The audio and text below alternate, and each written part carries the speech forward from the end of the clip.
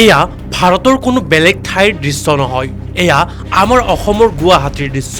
আমাৰ যুৱ সমাজ কেনেদৰে ড্ৰাগছৰ কৰাল গ্ৰাসত পৰি নিজৰ মূল্যৱান জীৱন ধ্বংসৰ পথত ঠেলি দিছে, এয়া তাৰে এক জীয়া ছবি। ভিডিঅ'টোত দেখিবলৈ পোৱা এই কিশোৰ নাইবা যুৱক কেইজনে নিষিদ্ধ ড্ৰাগছ কেনেদৰে সেৱন কৰি আছে আপোনালোকে ভালদৰে চাওক আৰু নিজৰ মতামত আমাৰ কমেণ্ট বক্সত জনাওক।